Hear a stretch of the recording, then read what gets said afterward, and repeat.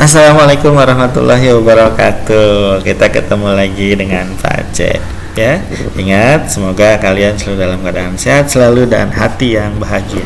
Kita ketemu di part kedua, ya, masih sama tentang membahas operasi hitung campuran. Nah, di part kedua ini Pak Cep akan bahas soal nomor 3 sampai 5. Oke, tadi nomor 3 yaitu 25 ditambah negatif 12 dikali 10. Coba kamu amati. Ada penjumlahan, ada perkalian, ada apa lagi?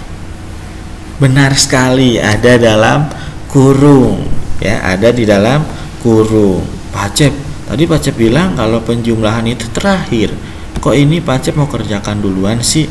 Nah, kenapa? Karena tadi aturannya kalau dalam kurung itu terlebih dahulu. Nah, kalau dalam kurung ini nggak ada, berarti yang kerjakan dahulu yang perkalian. Benar, karena di soal ini ada dalam kurung, maka yang kita kerjakan dahulu ya di dalam kurung. Benar ya, kita kerjakan dahulu yaitu 25 ditambah negatif 12. Ingat, penjumlahan bilangan bulat.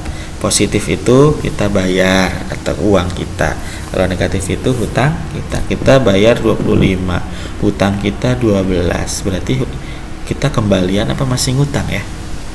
Benar sekali, kembalian. Berapa kembaliannya, Nak? Kembaliannya adalah 13. 25 dikurang 12 yaitu 13. Kalau kembalian apa, Nak? Positif apa negatif? Positif, benar sekali, karena kembalian itu masih uang kita kan. Nah, selanjutnya belum selesai. Nah, di sini kita sudah dapat 13 positif. Selanjutnya itu dikali 10.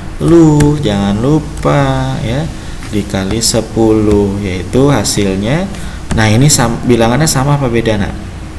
Benar sekali, sama-sama bilangan positif, berarti nanti hasilnya positif ya. Oke, jadi hasilnya positif 130 ya. Jadi 25 ditambah negatif 12 tidak dikurungkan dikali 10 hasilnya 130. Mudah kan?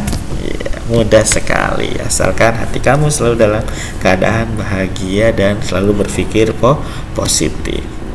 Oke, selanjutnya yaitu contoh nomor 4. Nah, nomor 4 ini tadi 12 dikali negatif 5 ditambah 80 dibagi 5. Wah, Pak, banyak banget nih. Ya, tenang saja, yang penting kamu ingat aturan ya. Di sini ada perkalian, ada penjumlahan, ada pembagian.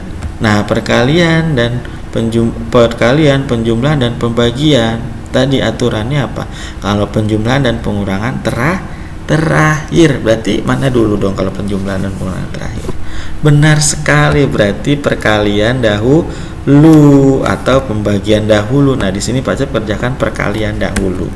Oke, berarti perkalian dari 12 dikali negatif 5.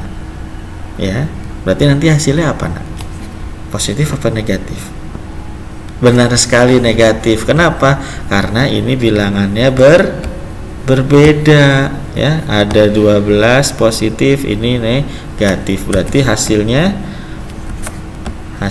adalah negatif 60 ya. Kenapa negatif? Karena bilangannya berbeda, negatif 60. Nah, selanjutnya jangan ditambah, tambah nanti terakhir. Saya bilang terakhir, berarti sekarang apa dulu? Benar sekali, 80 dibagi 5 ya. Berapa 80 dibagi 5? Nah, kita ingat dulu, ini positif, berarti sama apa beda ya? Oh iya, sama, berarti sama-sama positif, maka hasilnya positif. 80 dibagi 5 berapa, anak-anak? 16 positif. Pintar, mudah kan? Nah, ini belum selesai, masih ada ini yang terakhir, penjumlahan. Berarti negatif 60 ditambah 16 positif sama dengan, nah, kita ingat penjumlahan bilangan bulat. Kalau negatif itu hutang kita, 16 itu uang kita atau bayar. Kita punya hutang 60 dibayar 16, berarti kembalian apa masih ngutang? Masih ngutang berapa? Masih ngutang 44. Kalau hutang negatif berarti negatif 44. Mudah kan? Gampang kan? Oke. Nah, Selanjutnya yang terakhir, level lebih tinggi. Nah, nomor 5. Di sini ada 8 kali 9 ditambah negatif 120 ditambah 80 dikurang 60 dibagi negatif 15. Kamu amati kira-kira mana dulu yang kerjakan? Benar sekali.